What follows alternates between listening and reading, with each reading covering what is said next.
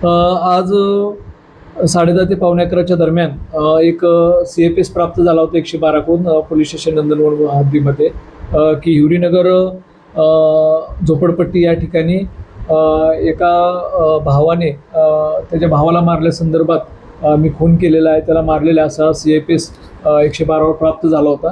त्या अनुषंगाने तात्काळ सदर ठिकाणी आमचे जे 112 हँडल करणारे जे बीट मार्शल आहेत त्या ठिकाणी तात्काळ सदर ठिकाणी पोहोचले असता त्या ठिकाणी प्रदीप गोविंदराव बाबुले वय वर्ष 39 हा त्या ठिकाणी मयत अवस्थेत होता आणि त्याचा भाऊ भगवान गोविंदराव वाघुले ज्यानं त्याला मारहाण केलेली होती तो त्या ठिकाणी होता. पोलिसांनी तात्काळ त्याला ताब्यात घेतलेलं होतं आणि आत्तापर्यंत झालेल्या तपासामध्ये असं निष्पन्न झालेलं आहे की यातील जो मयत आहे तो फर्निचरचं काम करतो आणि जो आरोपी जो आहे तो पण फर्निचरचं काम करतो. आज आरोपीला जो मयत आहे त्याला 5,500 रुपये मिळालेले होते आणि ते 5,500 रुपये त्याने घरात ठेवले होते आणि तो बाहेर गेला होता. त्यानंतर घरात आल्यानंतर त्याला ते 5,500 रुपये दिसले नाही आणि तो भावाला म्हणत होता की माझे 5,500 रुपये कुठे गेले.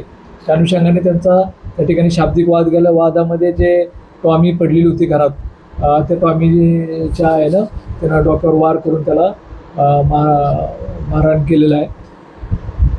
यांचं जे याच्या वादाच्या अनुषंगाने पोलीस स्टेशनला अद्यापर्यंत कुठली तक्रार किंवा त्यांचे वादाच्या घटनाची कुठली रिपोर्टिंग नाही आहे किंवा यांचा वाद होता किंवा यांच्यामध्ये वैमनस्य होतं अशा पद्धतीची कुठली या पोलीस स्टेशन रिपोर्टिंग इन्स्टंट घटना आहे आणि ही म्हणजे तात्कालिक जे कारण म्हणतो आपण ते कारणामुळे ही घटना घडलेली आहे. ह्या दोघांचे जर रेकॉर्ड पाहिलं तर यांच्यावर कुठली ज्या अगोदरचे हिनियस क्राइम्स वगैरह किंवा असे गुन्हे दाखल नहीं. कौटुंबिक वादातून एक गुना दाखल है तो 2013 में दाखल है. इसमें पुलिस स्टेशन बीट मार्शल जो टीम है वो उन्होंने तत्काल में जाके उसका मतलब ग्रीवेंस पकड़ के घटने का ग्रीवेंस देख के तत्काल स्पॉट अटेंड किया और आरोपी को वहाँ पे के और जो भी एविडेंस थे वहाँ के वो एविडेंस सिक्योर करने में मदद की और वहाँ से कोई भी एविडेंस गायब न हो और तहकीकात में उसका फ़ायदा हो इस हिसाब से वहाँ पे जाके पूरा घटनास्थल वगैरह उन्होंने सीज़ किया, लोगों को वगैरह ये किया ठीक तरह से वहाँ का घटनास्थल उन्होंने पैक करके रखा था.